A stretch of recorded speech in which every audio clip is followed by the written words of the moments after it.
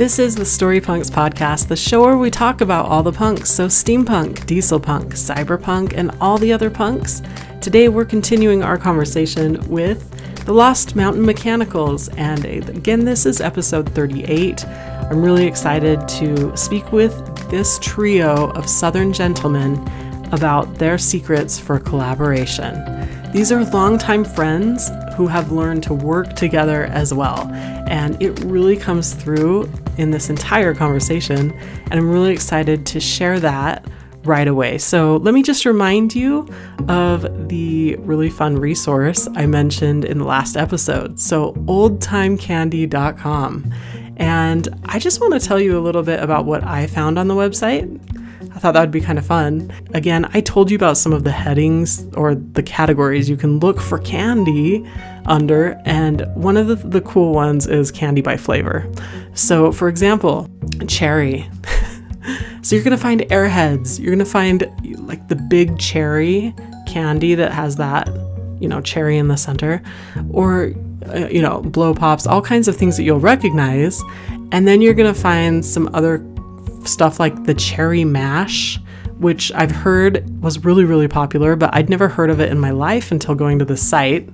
So it's really pretty fun to come on here and just, if you have a certain flavor that speaks to you, search that way.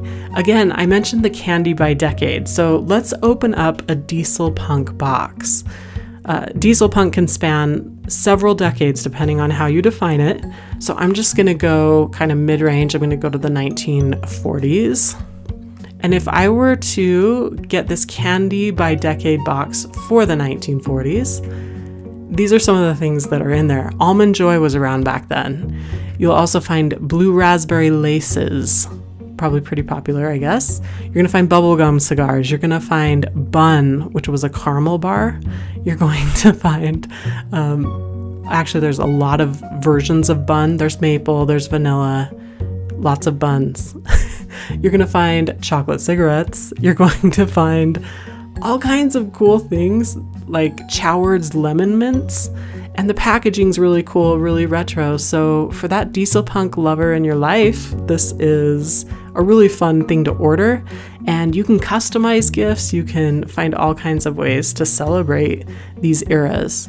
Now, there's also year-specific remember when booklets and all kinds of different gifts you can couple with the candies and stuff. So it's not only candy, but definitely focused on that, as you can tell from the name. So again, if you're interested in checking this out and ordering through the affiliate link that I'm offering, that would be so appreciated. It'd be a really fun way to support the show and to help us continue our quest for survival over here at the Storypunks podcast. So again, go to storypunks.world/candy, and I will set you up.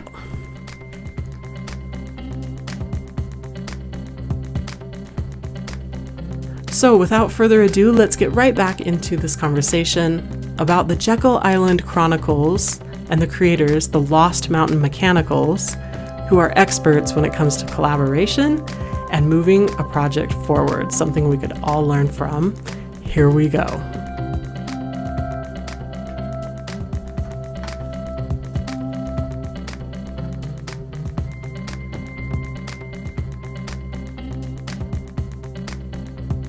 I think for all of us, just having each other there around the table is inspirational to us.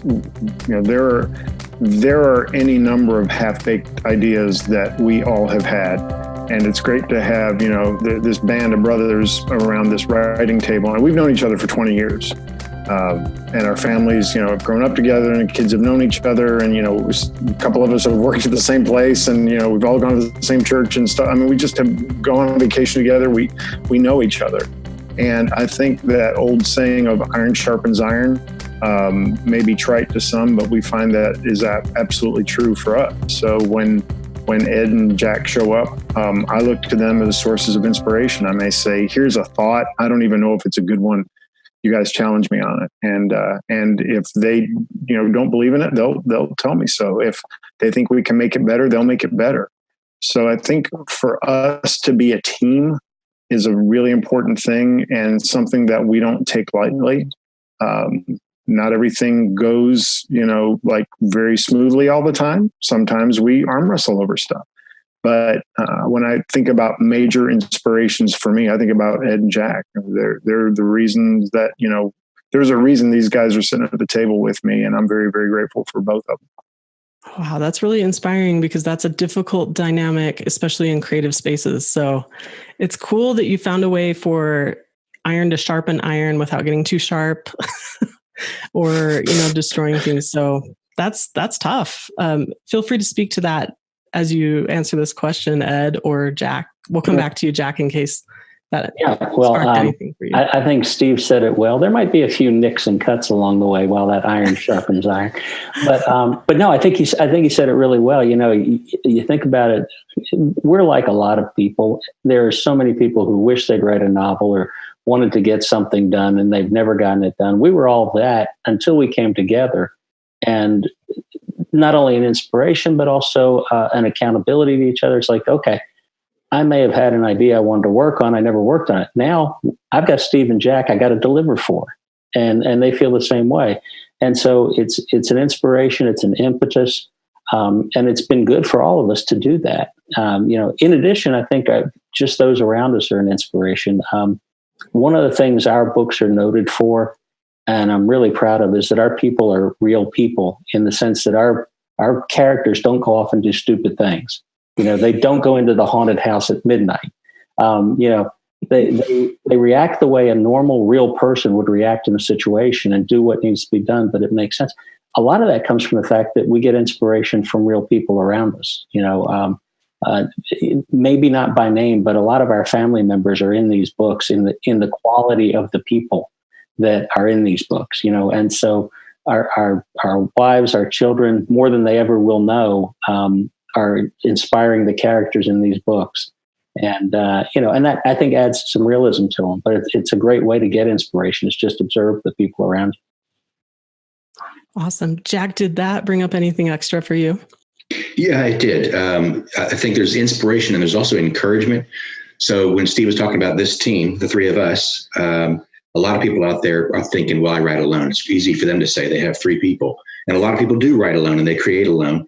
But don't think of yourself as alone. You probably have your own team of encouragers too that you might not be tapping into. Family and friends, as Ed pointed out, co-workers. I know a lot of when I talk to people who are trying to write or starting their own books, they don't want to tell people. Maybe they're a little bit shy or embarrassed, or it's not polished enough to even tell anybody or read it to them or let them read it. And that may be the wrong thing to do. I understand there are times when you need to kind of keep it to yourself, but you do need encouragement to keep going. Encouragement that this could be really cool. You need to be lifted up at times. So regardless of if you're writing or you have co-creators, whatever, you actually do have a team out there of people that you probably haven't thought about who really can be encouragers. That has gotten us through a whole lot in the last 5 years, a whole lot. Jack, what you said really just inspired me because it really is difficult to keep that motivation going. And you guys just said it so perfectly. As you were writing it, was there any huge challenge that came up? Was it lots of little surprises, or this may or may not have existed for this project, but what did you come across? I'll start with you, Ed. Well, I guess the most or the beginning challenge is to put together the plot and to make sure you've got a good story worth telling. Because at the end of the day, if it's not a fun read, if it doesn't leave a reader feeling they spent their time well and they had a good time reading it, then it's why even bother? So we spent a lot of time, again, in Steve's basement, going through not only creating the characters, their backgrounds, who they were, their motivations, but also, what would they find themselves thrust in the middle of? What was going on, and where is it going? Where's it going for them? From the beginning, we envisioned this as a potential multi-book story arc, and it's actually developed that way. And fortunately, the publisher loves the idea and has been supportive of book 1, book 2, and now we're working on book 3.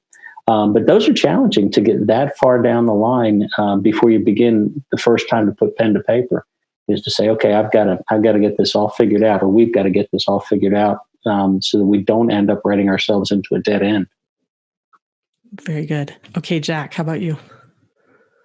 I think what, we didn't know what we didn't know at first, and we've never published anything like this. So, how do you, you mentioned SCAD earlier.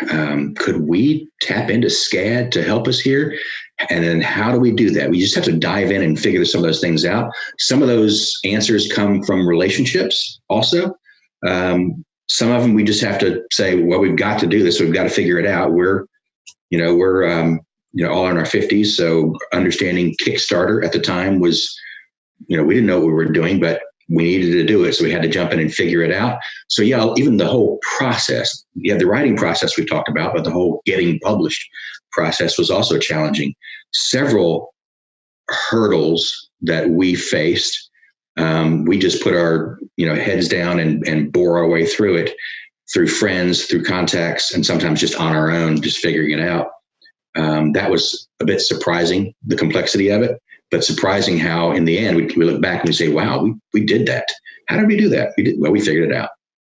Oh, I love that you leveraged relationships. I think sometimes when we are writers and creators, we're trying to perform for people and so we almost like push that away and think I have to do it all myself because I'm storytelling this. But you're really right that there's more power in reaching out to others whenever you can. So wonderful. How about Steve? Yeah, I would agree with that conceptually, that there is a lot of power in others, and there oftentimes you'll find friends that will agree to help you out with things. To me, where you get the most stuck is when you come to this point of realizing that, okay, we all three have full-time jobs. The people that we're asking to help us also have filled lives with things that are going on. If we can't get things done that we need to do, and we are waiting for others to help us, we might be waiting a long time. And that's where, like Jack was talking about, where you just have to figure it out. Case in point, social media.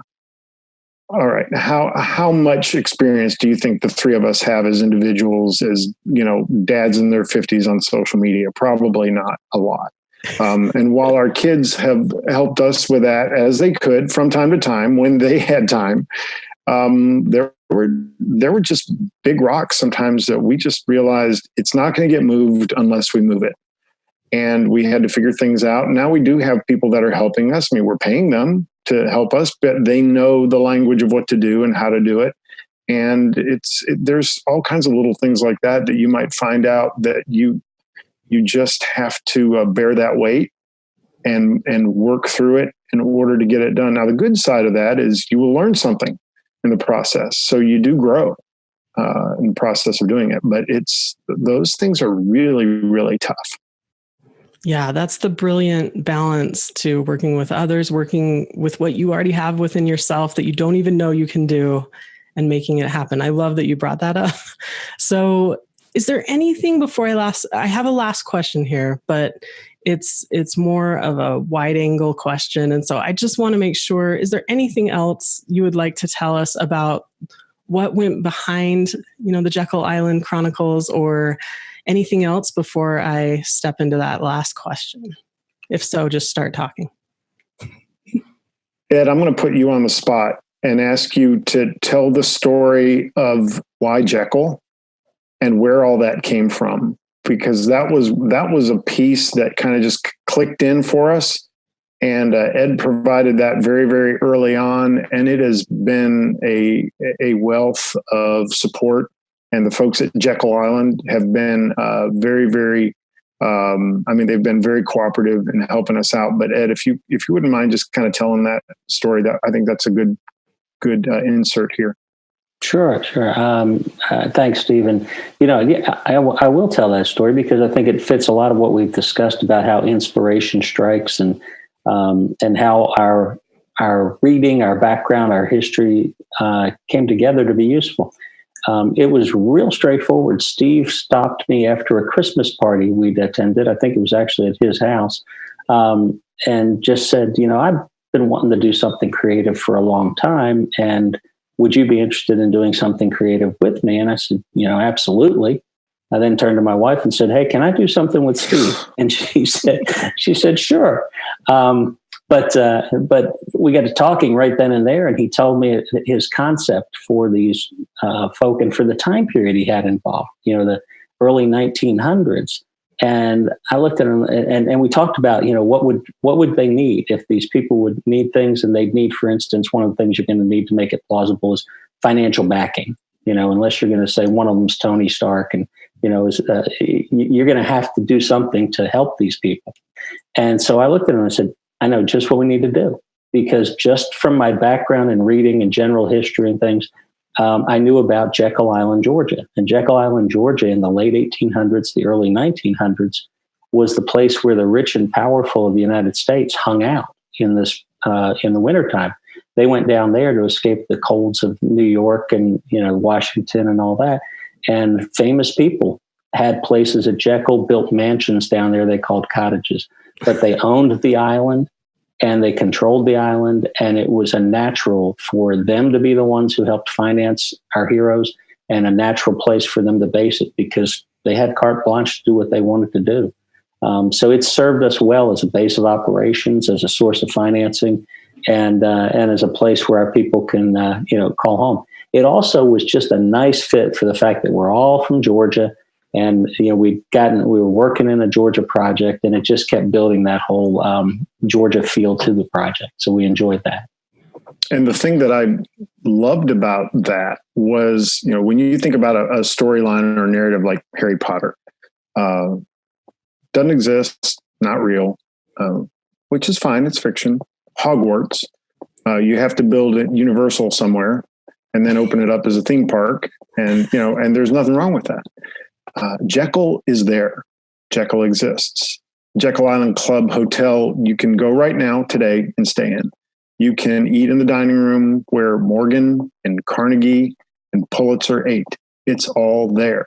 So these cottages that Ed was talking about, they're intact. You can tour their homes.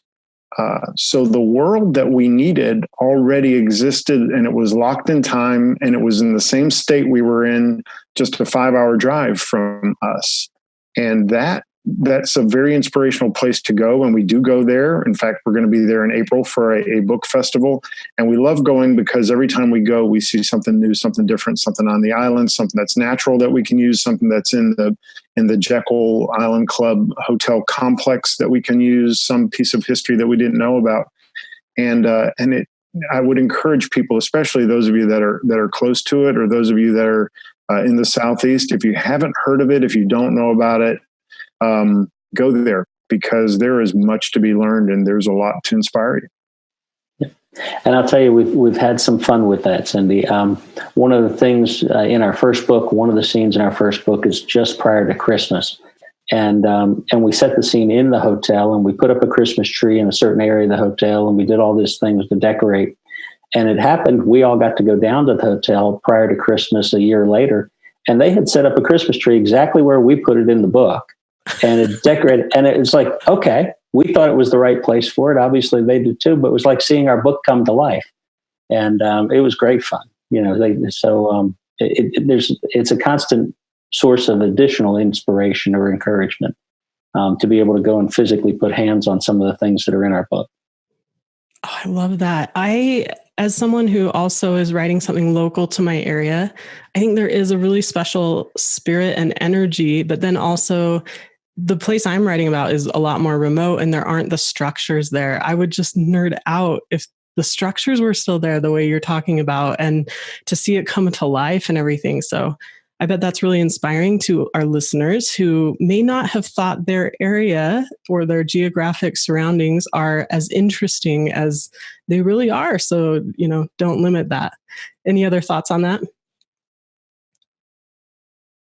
Okay, great. So I do have this last question, as I mentioned, and it is a big picture question. It may be lofty, but I think that's where these punks take us, actually. They're larger than life. And so I really would love to know what Dieselpunk has taught you as a creator. And if anything, what do you hope these genres inspire for humanity, for the world, and for society? We'll start with, actually, we're going to start with you, Jack, this time. That's a great question, Cindy. I think, the punks themselves and the ones that we're working in, Steam to Diesel, it teaches me to realize that even today, we are in the middle of it. You might think nothing's changing right now in terms of like technology and industry, or you might think it's all changing too fast, but you have to be aware of the change, no matter where you are on that spectrum, be aware of the change. And it's not just that even today you have to look back 10 years and say, oh, wow, I remember when, no one had a home computer 20 years ago or whatever. Realize things are changing today. And you're right in the middle of change. So when you're creating characters, I think, realize that they are right in the middle of change too, and they themselves need to change, and they're seeing amazing things for the first time too. So the second half of your question, I'm sorry, Cindy, what was the other part? Oh, absolutely. So what do you hope that it teaches the world, or what would you like to see from the genre even? But what do you hope that Dieselpunk means to the world? Well, I think, our book is being taught in classrooms, and I would love for people, kids, to see this and say, that's really cool. I had no idea. I want to learn more. So if they're inspired to do their own research and to read, and then, for our deeper purpose for why we wrote the book, I hope that people are inspired by this kind of heroism in our characters, this call to action, call to duty. So I think hopefully it's interesting enough to research, and it's inspirational enough to maybe change the course of someone's life. That's what I hope. I'm really glad you mentioned that about, well, all of it, but also in particular about the classroom instruction. Was that a natural extension? Like, did it take a lot of work basically to get that going, or was it just a matter of connecting with certain people and there it was, you just handed the book over? Yeah, I think the reality was we were seeing things maybe as new eyes that others hadn't seen. When we shared it with a fellow named Glenn Downey, who's in comics and education in Canada, and asked him to help us, with thinking about this as curriculum in schools, and he kind of has a litmus test of what he thinks is good to be taught in schools. And we just lined right up with what he was, what his opinions were, and then what he was able to do to help us. And the fact is that most teachers, and I have a son who's a teacher, they don't have a lot of time to create new things. They're executing, and they're responsible for, checking boxes, and they're responsible for all these other things. And so this was a way for us to equip teachers with something that was creative and that might help students really ask the question about, so what really happened there? Which I think for us is very important right now. When you think about us as a country, it's not enough to read something and believe it's true. You have to do your own research. And that's what we're trying to teach kids through this alt history type of, graphic novel, is that a lot of the stuff in here is absolutely real. And there's a whole bunch of stuff in here that didn't happen at all. And it's your responsibility to kind of figure out what really did happen. We go to Comic-Con in New York City, and we talk about the Wall Street bombing of 1920. And people who live in New York City have no idea that Wall Street was bombed in the fall of 1920, and that, 38 people died because anarchists were, trying to blow things up. Stuff like that happens in your own city and you have no idea. So we're trying to call people to learn. We're trying to call people to actually determine what is real and what is not real. That is a very critical skill to have these days. Oh, beautiful. Okay. Thank you for sharing that. That was fascinating. And next for the original question, and I'll remind you of the question, but Steve, since we're already speaking with you, what do you see as far as where you would like Dieselpunk to take the world, or how has it inspired you? Yeah, for me, when I think of Dieselpunk, or any punk really, it's not about an idea or an aesthetic. It's about the connecting of ideas. Dieselpunk is not about one thing. Steampunk is not about one thing. When you see people walking around at Comic-Con with steampunk, costumes on, it's a bunch of little things, and they're usually connected. And so when I think about interesting ideas, new ideas, creative ideas, I think about people who naturally connect one thing to another. And part of what I enjoy about Jekyll Island Chronicles is that we're connecting ideas that are separate and putting them into a narrative where it all works together. So it's not a one-off. Here's a strong idea. It's a lot of smaller ideas that are all linked together, and hopefully the whole being the sum of its parts is very, very strong. So that's the thing that I really enjoy about the punk genre that we've chosen. And we are constantly looking at how does this connect to something else? And we hope that readers enjoy seeing that and then connecting in their minds. Oh, what if this happened over here? How could this connect to something else? It really, for me, that's where the power in this is. Oh, so well said. Ed, what do you have to contribute to this? Oh, that's a loaded question. After the great things they just said, I'm not sure about what I have to contribute. But I'll tell you, I remember my first experience with anything like this was one of the icons of the whole punk movement was The Difference Engine by William Gibson and Bruce Sterling. It was actually the first book I read that ever fit this idea, and it immediately brought to mind to me some of the Jules Verne novels that I'd read, which were actually period pieces from the late 1800s and that era, the Victorian era. But the whole idea that there's an emphasis in one direction. In The Difference Engine, it's steampunk, and it's really clockwork. And the whole society is built around computers that run by clockwork and are powered by steam engines and pulleys and levers and all that. But I think the value of the punk is that it gives you an emphasis in one area that then lets you look at people, look at the characters, how they act and live and react in that slightly skewed world where there's an emphasis different from our own. And I think we get some of that in our book too, and try for some of that. It's sort of some of the value of the punk, whether it's steampunk or dieselpunk or cyberpunk, is to make you take a new, fresh look at things. And, and you see people in that world, in that genre, they're still people. They're still acting, reacting, but you get a fresh perspective of it when you're a reader of this kind of work. And so I think that's good. And I think it's something that lets you sit back and think about your own, world afterwards and say, okay, maybe I take a different view of the world around me too. Oh, it's so beautiful. Okay. And Cindy, if I can add one final thought into that, as we close this out, maybe what we hope to accomplish outside of the fact telling an interesting, maybe fun story for some and encouraging their imaginations is for us to remember people that came before us. This is an opportunity for us to, as readers, as creators, to reflect on the people that lived at that time. We tend to think that the most important time in the world is our current time.